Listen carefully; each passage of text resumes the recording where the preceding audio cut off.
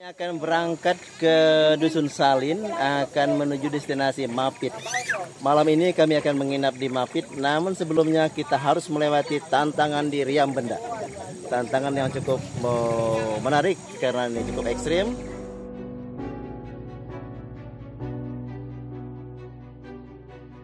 Tapi kita juga akan pergi ke tempat pemandangan yang sangat-sangat indah, ya.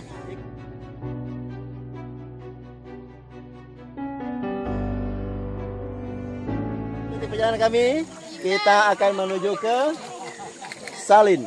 Kita akan menuju ke Mapit. Untuk mendapatkan video-video saya, silahkan diklik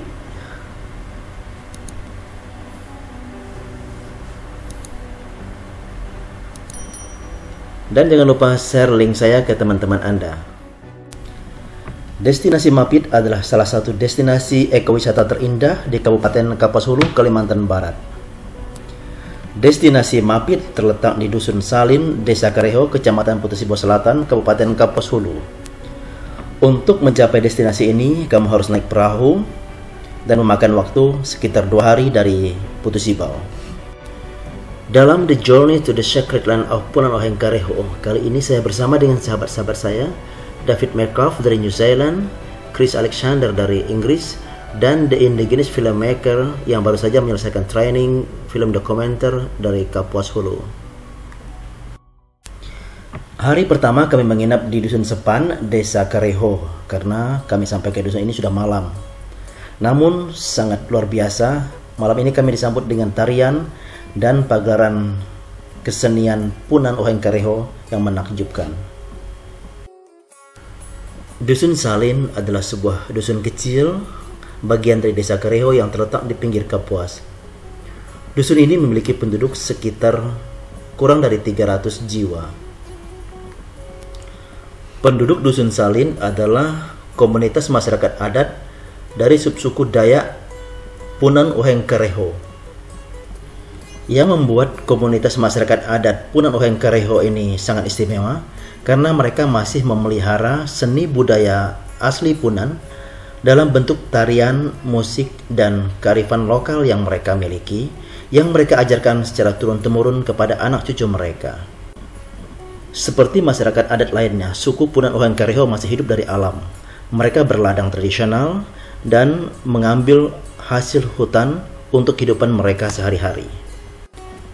Oleh karena itu, mereka masih sangat memelihara relasi mereka dengan alam. Karena letak dusun yang sangat terpencil, kualitas layanan pendidikan dan kesehatan masih sangat rendah di dusun ini. Masih seperti dulu, persoalan terbesar di Desa Kareho ini, baik di Dusun Sepan maupun Desa Salin, pertama adalah pendidikan. Saya menemukan hari ini dan kemarin setelah berbicara dengan penduduk di sini dan anak-anak, ternyata anak-anak di Dusun Sepan ini mereka belum pernah bersekolah sejak liburan Natal kemarin. Sampai sekarang mereka tidak bersekolah karena tidak ada guru. Mereka ingin sekali pergi ke sekolah, mereka cerita tadi, tetapi sampai sekarang tidak ada guru, satupun guru di sekolah. Dan saya mengunjungi sekolahnya, situasinya sangat memprihatinkan. Beberapa bagian gedung rusak, internet terutama, dan di dalam ruang kelas itu sangat kotor. Memang karena tidak pernah dipergunakan sejak liburan kemarin. Ini tentu saja sangat memprihatinkan. Bagaimana pendidikan di sini bisa maju di daerah terpencil ini, dan ini harus segera mendapat penyelesaian terutama dari pihak pemerintah, dan kedua juga dari masyarakat dan pemerintah desa di sini. Kita harus berjuang lagi untuk meningkatkan kualitas pendidikan di daerah-daerah terpencil di seluruh pelosok tanah air ini.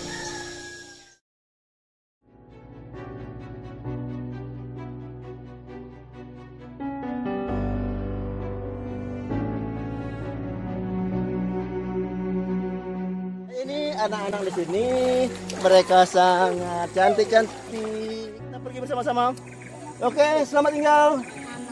Iya, kita ketemu lagi ya. Sip, semangat ya. Walaupun tidak ada guru, tetap belajar ya. Belajar sendiri di rumah ya. Sip.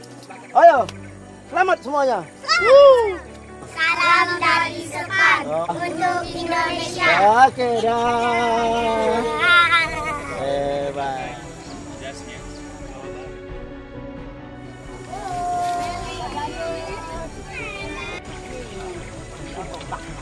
Berangkat dari Sepan menuju Salin. Adik-adik di sana mereka mengucapkan selamat jalan kepada kami semua. Kita akan menuju ke Salin.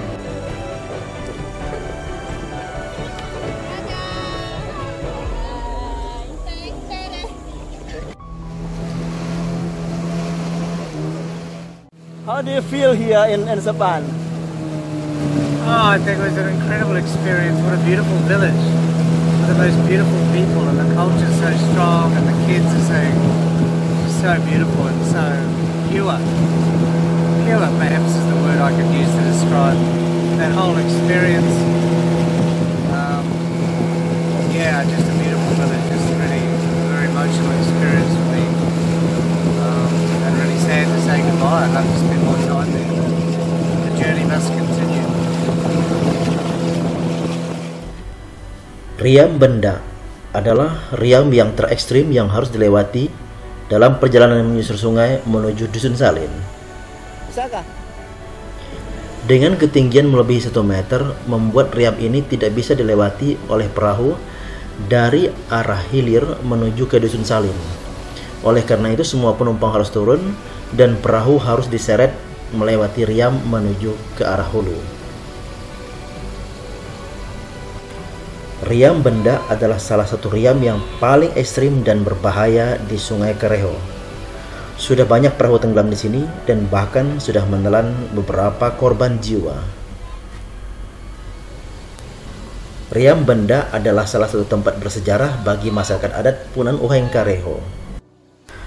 Ketika mereka pindah dari Pulau Linau, pertama-tama mereka bermukim di sekitar Riam Benda ini. Baru kemudian mereka pindah ke Sepan untuk mendapat pemukiman yang lebih baik dan lebih mudah dijangkau. Oleh karena itu, Riam Benda adalah salah satu tempat yang dikeramatkan oleh masyarakat adat Punan Uheng Kareho. Sebagai ungkapan syukur telah melewati bahaya di Riam Benda, Pak Pokim mengambil sapenya, naik ke atas sebuah batu besar dan memainkan sebuah lagu di sana. Mendengar alunan sape, Pak Lomapan juga melompat ke atas batu besar dan mulai menari dengan lincah.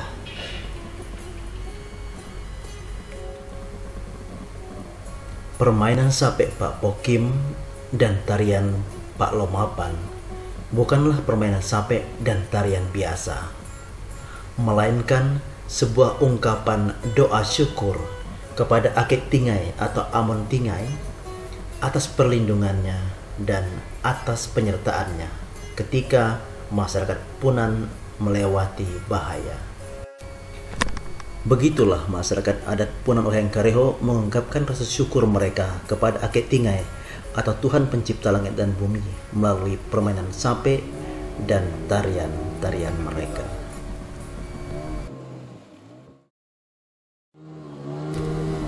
Setelah melewati Riam Benda, kami melanjutkan perjalanan kami menuju Dusun Salin, di mana masih puluhan riam harus kami lewati. Salah satu riam ada di depan kami ini, yaitu Riam Melangi. Riam ini cukup ekstrim, namun kami tidak harus turun untuk melewati riam ini. Mendekati Dusun Salin, mata kita dimanjakan dengan pemandangan alam yang begitu indah. Di depan terlihat Bukit Batu Kapur, yaitu Bukit Liang Tubung. Liang Tubung dalam bahasa Punan Uheng Kareho berarti Bukit Kuburan.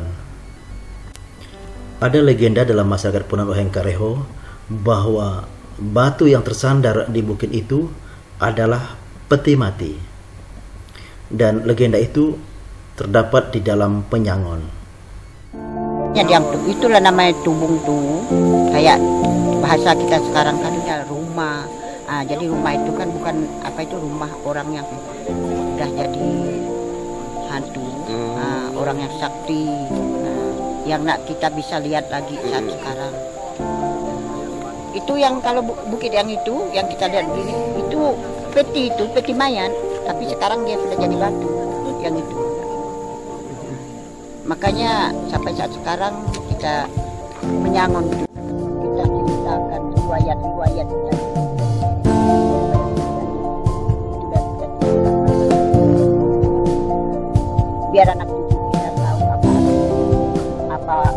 sampai lah.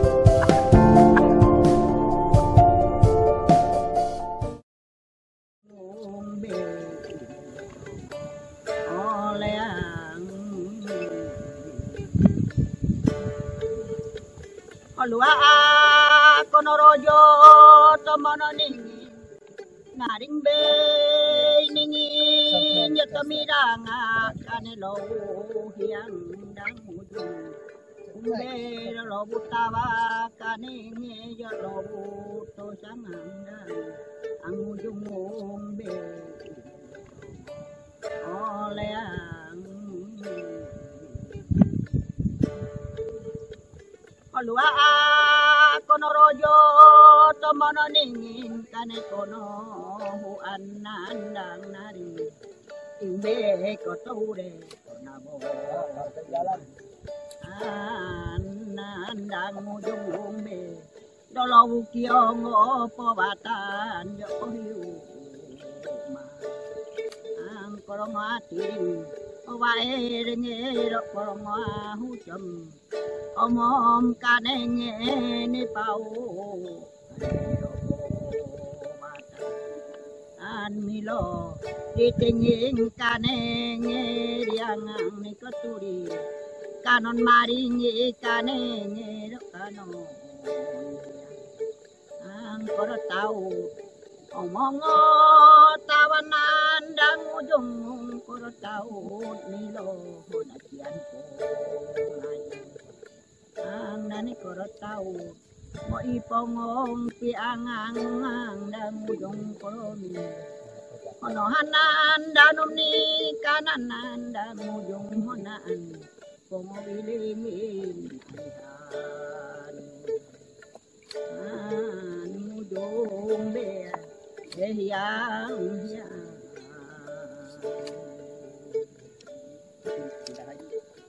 ini danom ni keturi kane doribun buan ninaan koron doribun nasi honaan dongupun kane ngero ngitangang tepupong kane amut anu mamo amo oninaanya doribun buan ninaan koron nasi honaan dongupun kane ngero ngitangang tepupong kane amut anu mamo amo oninaanya Tuhan dituringi kanon mari kanomon yang dang umberan mamo amo. Sape dalam masyarakat adat Punan merupakan alat musik yang utama. Oleh karena itu, hampir semua orang Punan bisa memainkan sape dengan sangat bagus. Hal itu menarik bagi Chris Alexander, seorang fotografer dari Inggris, untuk mengetahuinya. Bapak sudah berapa lama bisa main sape? Dan apa yang bagus yang Bapak suka tentang main sape? Gimana rasanya waktu itu? Kalau yang saya main sape 10 tahun, jadi karena jarang mainnya, sekarang udah mulai saya main. Jadi yang paling hobi saya adalah ini, bunyinya ini, karena sejarahnya dari burung enggang. Bunyinya burung enggang, sejarahnya yang kita buat dari sape. Suara burung enggang. Jadi dia terbangkan, dia liling dikit gini. Nah, ada buah, kita bilang itu burung kayu arah. Itu yang suka dimakan, mereka itu berebut. Ini suaranya. Kayak lagu untuk burung. Nah, kayaknya Kayak panggil burung. Dan sape ini bagaimana dibikin? Misalnya pakai kayu apa, dan kalau Bapak bisa ceritain sedikit tentang proses bikin sape. kayu ini ada yang dari kita bilang buah durian juga bisa, kayu durian yang dimakan boleh. Juga dari kayu medang juga bisa. Apalagi kayaknya yang kita bilang tadi kan bayur. Sekarang untuk ini yang red, ini kayu. Ini kayu yang sama atau ini rotan ini. Rotan dari pohon, dari rotan kita bikin. oh rata? Pakainya kayu, ininya rotan. Dan ditempel pakai lem itu atau bagaimana? Pakai lem ini dari itu kayak sarang, kayak sarang itu penyengat. Kayak itu lagi tak ambil. Itu buat tempel itu. Iya, luar biasa. Dan bagaimana rasanya waktu main di sini sekarang yang ada pemandangan ke belakang, di pertama, bagaimana rasanya Bapak? Aduh, cukup juga. Rasa-rasanya, wah, gimana luar biasa. Inilah cara alamnya sehingga kita orang Punan ini tidak bisa berpaling kemana-mana. Jadi adalah Saya juga rasa. Terima kasih banyak ya Bapak.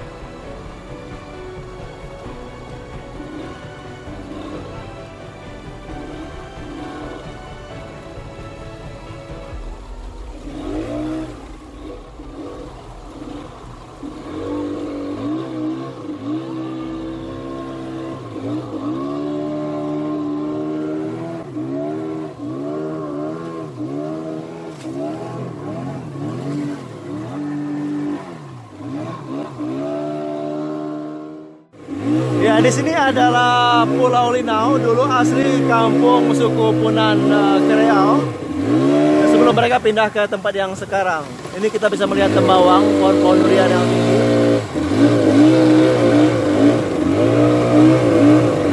Kenapa mereka pindah ke hilir? Mereka kan melarikan diri.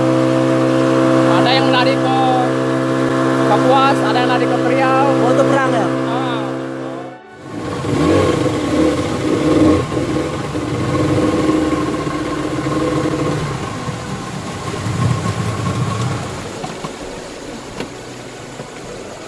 Sekarang kami harus turun untuk menarik perahu ini karena airnya dangkal ya. Mesin tidak bisa lagi jalan di sini. Ada kayu. Isi lampu. Ya mampu berat tuh, naik mampu. Nah, karena dia berat, penumpangnya banyak, jadi harus tarik.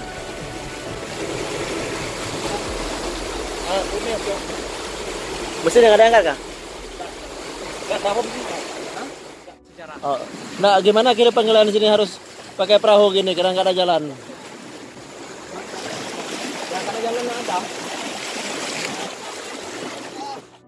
Ya, ini gambaran kehidupan masyarakat Punan di Hulu Kapuas. Mereka harus menggunakan perahu dan di banyak tempat mereka tidak bisa menggunakan mesin.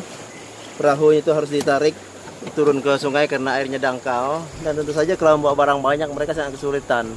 Ini sebabnya selama mereka tidak punya akses jalan ke sini, mereka tidak bisa mengembangkan sosial ekonomi mereka dengan baik.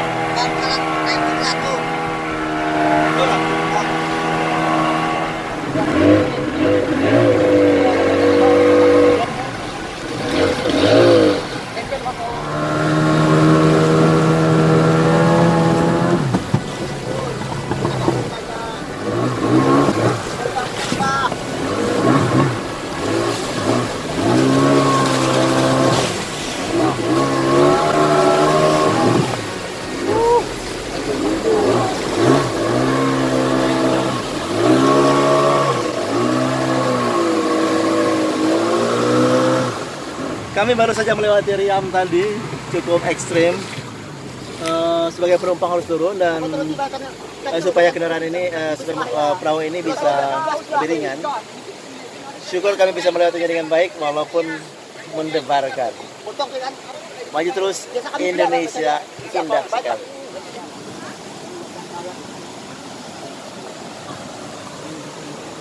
Perahu kami mengalami kebocoran yang cukup besar, hingga air sangat banyak masuk ke perahu. Sekarang sedang diperbaiki, ditambal lagi supaya airnya bisa dikontrol. Tanjung itu kan yang ikut-ikut tadi kan? Tanjung. Itu pantai.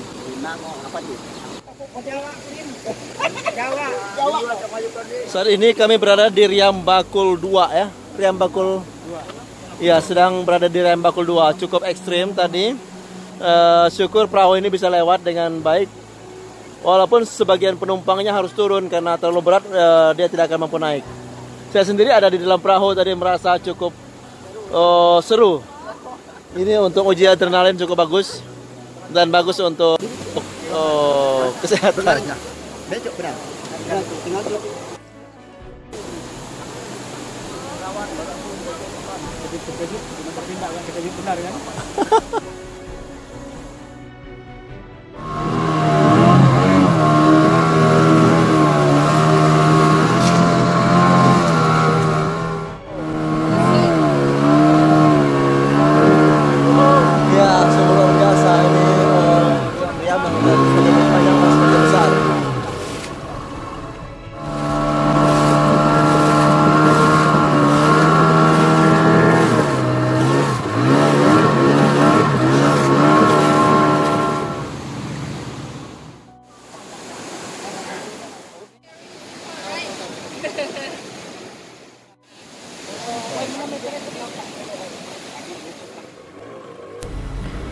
Selain menyaksikan keindahan alam dan ketegangan melewati begitu banyak riam, dalam perjalanan ini saya begitu kagum melihat motoris dan juru batu. Motoris adalah orang yang mengendalikan dan mengemudikan perahu, sedangkan juru batu adalah orang yang menunjuk arah melewati alur-alur yang aman di bagian perahu. Motoris dan juru batu adalah satu tim yang kompak. Dengan melihat kode-kode yang diberikan oleh juru batu, motoris sudah tahu kapan dia harus tancap gas, kapan dia harus slow, kapan dia harus mengangkat mesin, dan kapan dia harus mematikan mesin. Juru batu berdiri di depan, memegang sebuah galah panjang dan dengan cermat memperhatikan jalur-jalur mana yang harus dilalui oleh perahu, agar perahu tidak menabrak batu atau terbalik dalam arus yang sangat deras. Sesuai dengan namanya, juru batu adalah penunjuk arah, melewati alur-alur yang aman di sela-sela batu, baik yang terlihat maupun yang ada di bawah air yang tidak terlihat. Dan bahkan ketika perahu harus melewati riam yang sangat deras dan berbahaya, juru batu ini memberi komando agar penumpangnya turun dari perahu dan berjalan melewati pantai. Dengan demikian kita mengerti bahwa sebenarnya seluruh hidup orang yang ada di perahu itu tergantung sepenuhnya kepada juru mudi dan juru batu.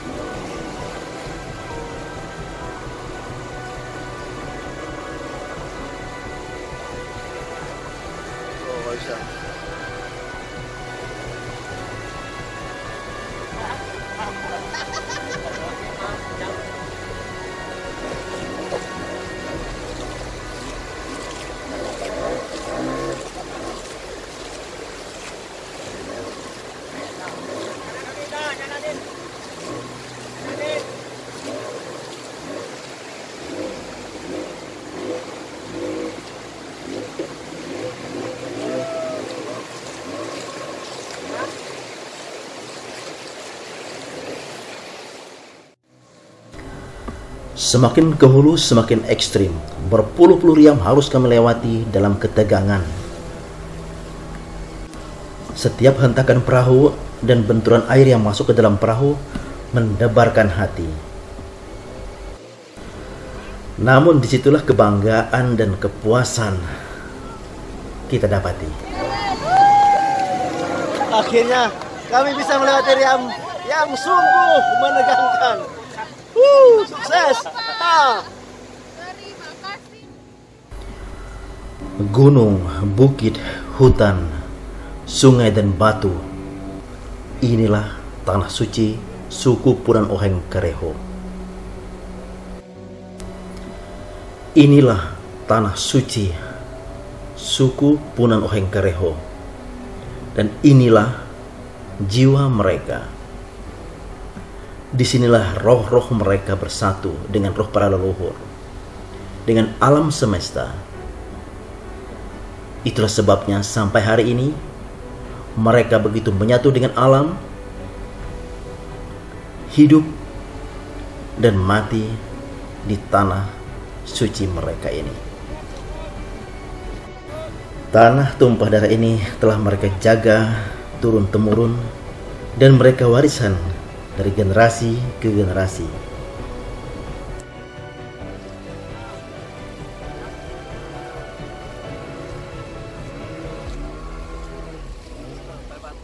Sampai patah suaranya. Wow.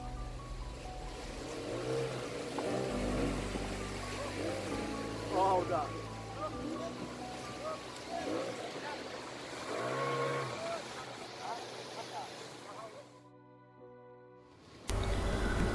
Setelah menempuh perjalanan sekitar 4 jam dari Dusun Sepan, akhirnya kami tiba di tempat yang kami tuju, yaitu destinasi Mapit. Disinilah kami akan menginap malam ini. Well, it's hard to find words to describe it, really. I mean, it's unbelievable. You know, we've just had the most incredible day coming up the rapids for the last 3 or 4 hours. Exciting, exhilarating, you know, but always incredible scenery as we come further and further up this river.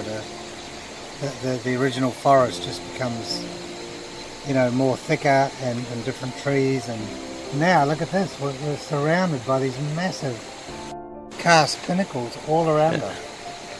To me, this is like an amphitheater of nature at its finest. You know, we're going to spend the night here, we're going to sleep in the jungle or sleep beside the river and enjoy each other's company and just celebrate being alive, really, but also honouring nature.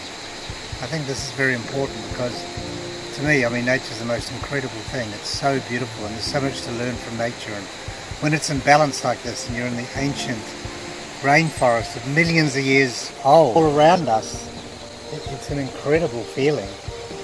Really, really hard to describe. It's very powerful. There's a powerful energy.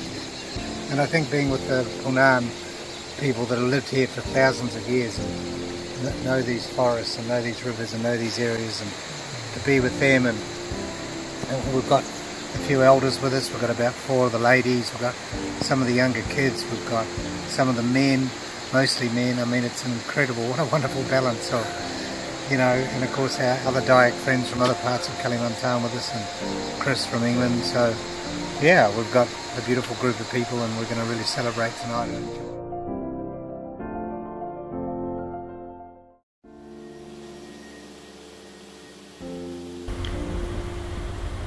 Hari ini hari kedua kami tinggal di Mapit. Kami tiba kemarin sore di sini dan membangun base camp di sini. Tempat kami membangun base camp ini disebut Ekor Mapit.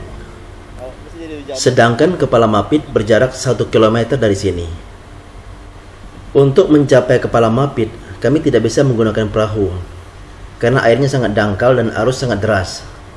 Oleh karena itu kami harus jalan kaki sekitar 1 km dari base camp ini.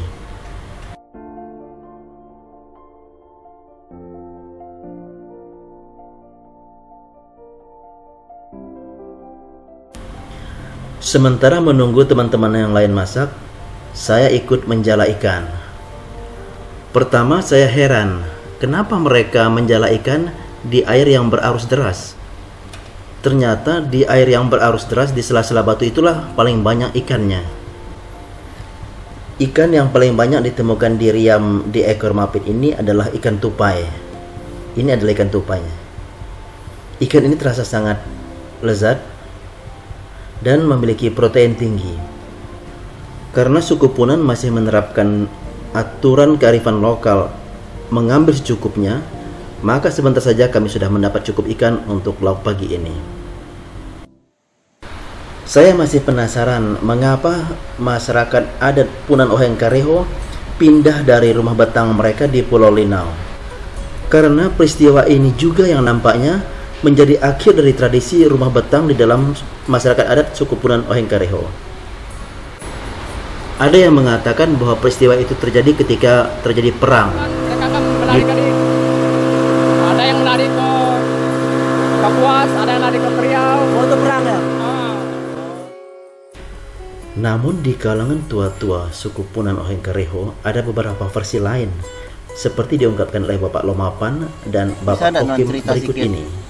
Asal usul yang dulu kampung di Pulau Linau ya sampai pindah, nanti cerita ya. Kalau pada zaman dulu asalnya kami memang di Pulau Linau. Tapi oleh karena orang tua kami yang sudah jadi pemimpin-pemimpin, maka pemerintah seringkali berkunjung tidak dapat lewat benda kalau tidak dibantu oleh masyarakat. Maka pemerintah itu suruh kami pindah ke Sepan pada tahun 1960. Kami pindah ke Sepan. Memang asal kami orang Punan tuh, memang dari sini, dari Pulau Linau. Adat. Aku kemarin dengar cerita ada kampung yang jadi batu yang di Pulau Linau ya. Apa cerita ya Pak? Nah, ceritanya gini, itulah kampung yang tertua, kurang lebih 1 abad kejadian itu. Ceritanya ada ikan, mereka kan pergi menjala dapat ikan. Ikannya kalau baca kami di sini buak senga. Nah, jadi ikan buak senga itu ekornya kan merah, belang merah. Kalau dimasak 1 hari pun tidak bisa hitam, tidak bisa warnanya berubah, memang asalnya merah. Jadi mereka itu kayak gitu, ini ada kumpulan bapak-bapak, kakek-kakek itu kumpulan kami bilang di sini peraran. Jadi dia makan, katanya orang lain, temannya lain, kenapa kok ikannya belum masak? Yang orang tua bilang udah masak. Ini memang asalnya, jadi ada yang tertawa gitulah, bergurau-gurau. Akhirnya mereka semua itu kenakan hujan batu. Di situ memang rumah betang panjang, kurang lebih 40 pintu rumah. Akhirnya mereka lari semua ke dalam rumah. Yang masuk ke dalam rumah itu tidak bisa keluar lagi jadi batu. Ada satu yang di tengah Riam Pulas itu orangnya ngandung, ibu itu ngandung. Dia keluar dari rumah, langsung di pinggir jalan langsung jadi batu dengan kandungannya. Ada batu juga. Iya, jadi batu. Nah, maka waktu itu ada beberapa bulan, 2 bulan masih ada ayam yang berkokok, masih ada bunyi anjing di dalam rumah itu. Karena batu itu belum ngempis, masih kayak rumah, tapi mereka tidak bisa keluar. Anak-anak nangis di dalamnya, dalam 1 bulan, 2 bulan masih ada. Tapi yang tentunya mereka mati kelaparan serta dijempit oleh batu. Jadi semua rumahnya rubuh semua sekarang jadi batu. Maka sejarahnya dibilang sekarang hikop, batu hikop sejarahnya. Nah, hikop itu batu lebur. Itu sejarahnya orang Punan di Pulau Linau. Nah, habis itu setelah ada kedua abad adanya Belanda itu, jadi waktu mereka itu kejadian mereka lari semua. Akhirnya dikumpul kembali oleh pemerintah Belanda. Mereka kumpul bikin lagi rumah betang di Pulau Linau. Hanya berapa, sekitar 20 pintu rumah betangnya. Nah, dari situ karena mengingat segi pendidikan kunjungan pemerintah terlalu jauh dengan prasarananya belum ada lengkap, mau tidak mau dipindahkan, dimundur sedikit demi sedikit. Orang Punan itu dimundur sampai di kepala benda itu, ada kubur di kepala benda itu, bukan Tembawang. Mereka mempertahan di situ karena lihat riam benda itu kan sangat beraksi bagi mereka. Cari ikan juga mudah. Ketika ikannya muding, mereka pakai jaringan aja bisa dapat puluhan kilo. Jadi mereka asik bertahan di situ. Tetapi karena pemerintah Belanda itu ya mengatakan kalau masa alam tidak mengizinkan, susah juga mampir di situ. Dimundur sampai di Kampung Sepan. Kampung Sepan itulah kampung yang sekitar abad ke-3 lah. Dibarukan. Di situ baru pemerintah kasih bantuan sedikit demi sedikit, ya, sehingga ada bangunan, ada juga yang beri dorongan untuk anak-anak sekolah. Nah, jadi kalau yang mampu berdayung sampai putus ibau, atau yang bisa meninggalkan orang tuanya, dia agak ada sekolah. Tapi dalam 10 orang paling 1. Nah, contoh tingkat-tingkat kami ini masih banyak yang tidak punya pendidikan. Karena susahnya, medannya terlalu susah. Belum ada speed, belum ada kendaraan, cuman berdayung. Kalau berdayung putus ibau ini turunnya 1 malam jalan, mudiknya kadang-kala 1 minggu, karena kalau alam tidak mengizinkan banyak singgah di tepi-tepi sungai menunggu airnya surut. Nah, itulah kendalanya, sehingga zaman itu tidak bisa hubungannya terlancar. Maka dibuatlah waktu sosial, pemerintah sosial bikin proyek, katanya kan proyek tahun 70-an berapa ya, 78 ada yang membangun proyek. Jadi itu kan mereka mau ngumpul dari Belatung, Salin, Sepan, semua kumpul di daerah. Ada berapa ratus buah rumah dibangun. Tapi karena ada kakek, ada bapak, ada nenek, kalau kita semua kembali ke Nanga Era, akhirnya Pulau Kriau ini kosong, tidak ada orang. Dimanalah kita meninggalkan alam kita seperti ini, sungai kita seperti ini, sayanglah kalau nanti kedepannya diambil orang. Sedangkan Sungai Kriau ini bekas perjuangan nenek moyang kita, sehingga mereka punya kuasa sendiri. Tidak ada yang lain berdomisili di Sungai Kriau ini. Nah, jadi pesan dan kesan itulah sehingga mereka masih bertahan sampai sekarang. Sehingga adalah Kampung Belatung yang paling puncak, adalah Kampung Salin di tengah, Kampung Sepan yang di hilir sana. Maka sisa-sisa itulah yang ada di Nanga Era, Nanga Balang, Nanga Enak. Maka punannya tersebut dari Belatung sampai ke Nanga Enak, pergabungan punan. Juga punan bungan juga sama. Itulah sejarah Sungai Kriau ini. Setelah selesai sarapan, kami melanjutkan perjalanan kami ke destinasi utama, yaitu Kepala Mapit. Untuk ke Kepala Mapit kami tidak bisa menggunakan perahu karena airnya terlalu dangkal. Oleh karena itu kami jalan kaki melewati hutan di kaki bukit Mapit. Dalam perjalanan melewati hutan menuju Kepala Mapit, saya mendapat pengetahuan baru dari ibu-ibu suku Punan. Mereka mengajari saya daun-daun apa saja yang bisa digunakan untuk sayur, untuk obat, dan bahkan untuk mengusir hama di ladang mereka. Masih pakai masih kuman ini guna pakai sop ocen, sop bawi, sop ocen. Kita guna. Bisa untuk obat enggak? Enggak. Ini hanya untuk bumbu sayur, daging atau ikan boleh. Kulitnya tuh obat, kalau obat yang berladang tuh tadinya digunakan ulat tuh kulitnya yang bisa pakai obat ulat. Dibakar di ladang supaya ulat hama-hama itu lari.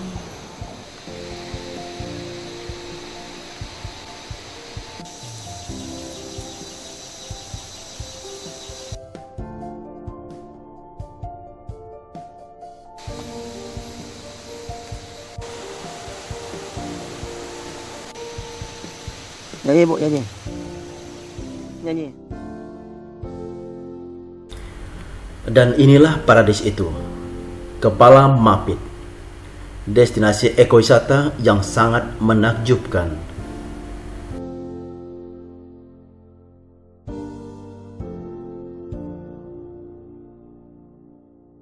Di tempat yang tidak terlupakan ini, saya ingin mengetahui satu hal yang paling pokok dari suku Punan Oheng Kareho, yaitu apa artinya kata Koreho. Untuk mendapatkan jawabannya, saya menanyakan itu kepada seorang tokoh masyarakat, seorang storyteller dari suku Punan Oheng Kareho sendiri, yaitu Bapak Dundui. Koreho adalah ko itu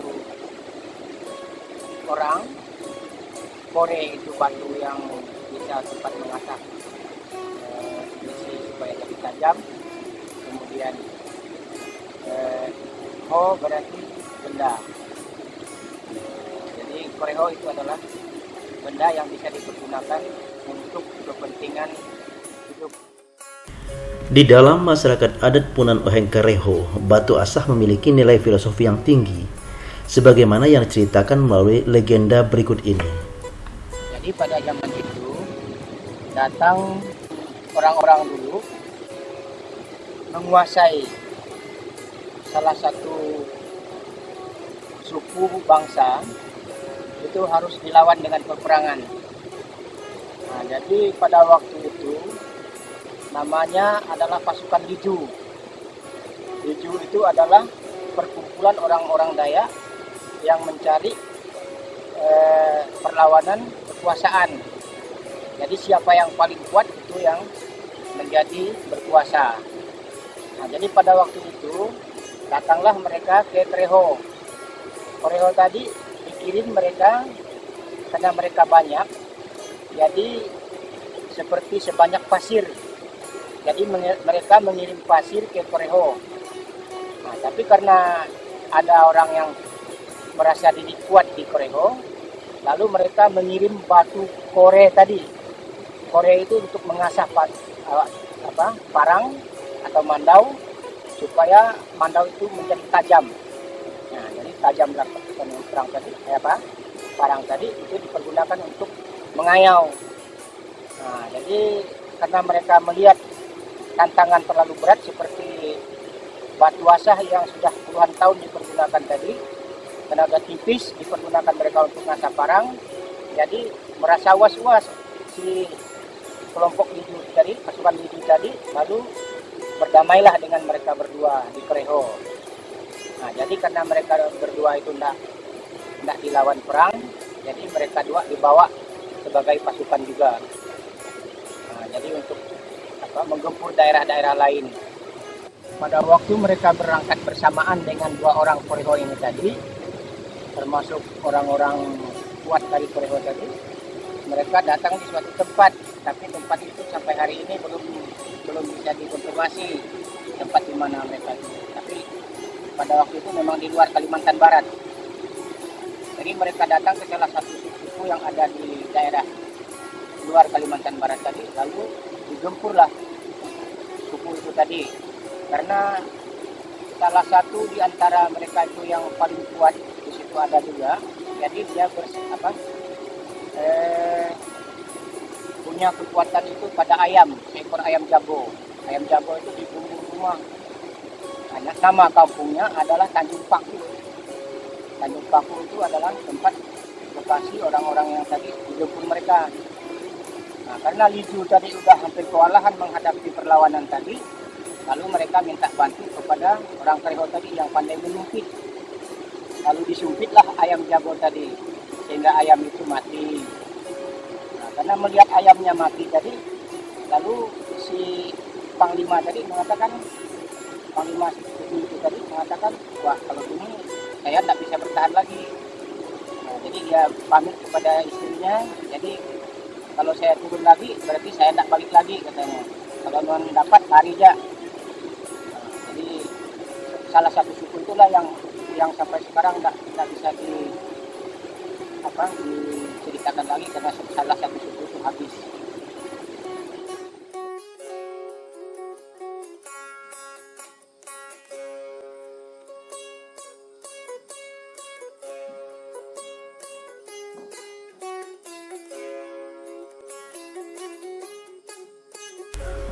Matahari tepat di ubun-ubun. ketika kami meninggalkan Kepala Mapit. Dari Mapit kami akan milir menuju sebuah dusun, yaitu Dusun Salin. Rencananya kami akan menginap di dusun ini untuk bertemu dengan warga di sana. Sama seperti saat mudik, saat milir pun perjalanan sangat menegangkan. Berpuluh-puluh riam harus dilewati dan kita seperti terjun di atas ketinggian, masuk ke dalam air yang bergelora.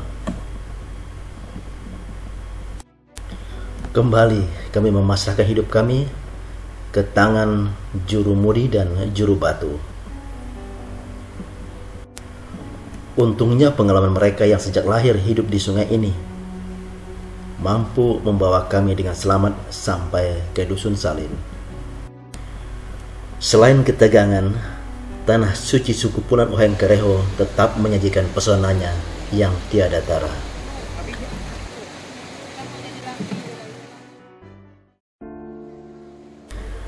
Senja sudah lebih dahulu datang ketika kami tiba di Dusun Salin, dusun kecil yang penduduknya sangat ramah. Kami menginap di rumah Pak Otong, sahabat lama saya. Pak Otong mantan kepala desa. Dia tinggal dengan istrinya di rumah ini, rumah yang cukup besar untuk menampung rombongan kami.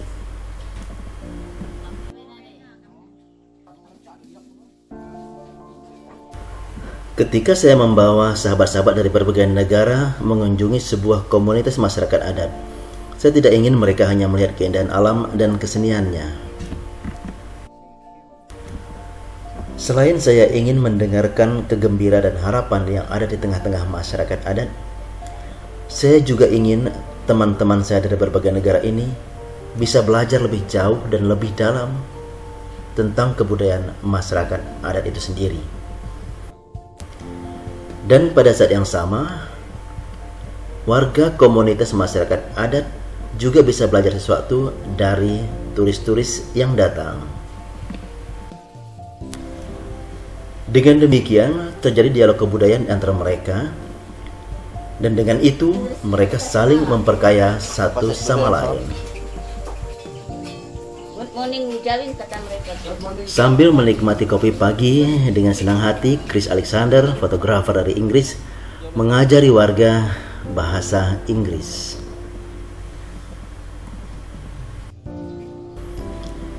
Ya, sebuah kursus yang sangat singkat, namun tentu saja sangat bermakna bagi masyarakat adat itu sendiri. Kata demi kata bahasa Inggris dengan perkenalan sederhana membuat mereka begitu bergembira.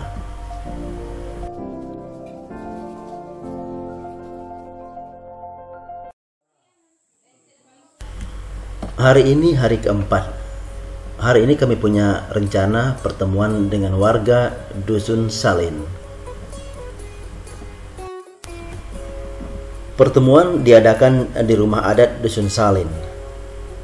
Seluruh warga komunitas masyarakat adat Dusun Salin hadir di pertemuan ini.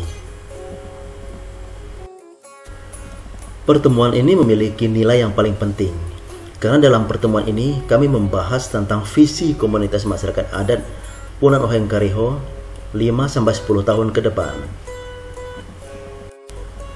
Apa kegembiraan dan harapan yang ada pada mereka, dan apa yang dapat kami lakukan bersama. Salah satu hasil penting dari pertemuan adat ini adalah kerinduan komunitas masyarakat adat Punan Oheng Kareho untuk mendirikan sekolah adat. Dari sekolah adat itu diharapkan adat, seni budaya, dan kearifan lokal suku Punan Oheng Kareho dapat diwariskan kepada generasi-generasi selanjutnya. Di sekolah adat itu juga diharapkan adaptasi dan mitigasi terhadap pembangunan dan perkembangan dunia modern dapat dikelola dengan baik sehingga harmonis dengan perkembangan dan peradaban suku Punan Oheng Kareho sendiri.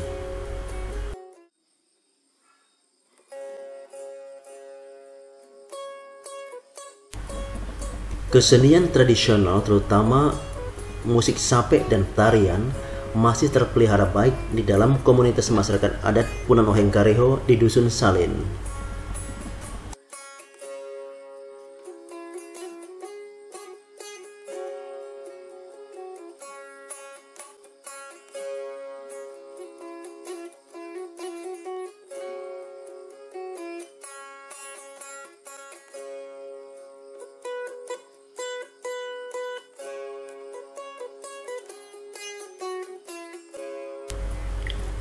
Ake Lilin dan anaknya Bi Dawi adalah dua maestro pewaris tarian tradisional suku Punan Oheng Kareho.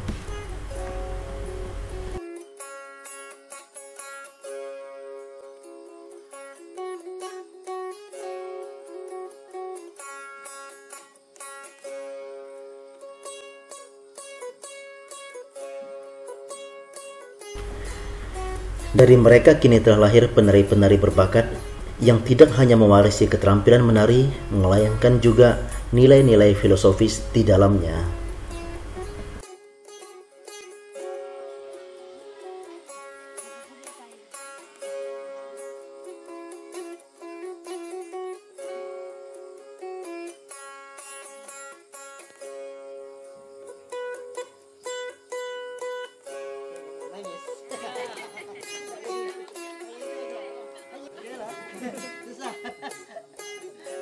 Pak komplek.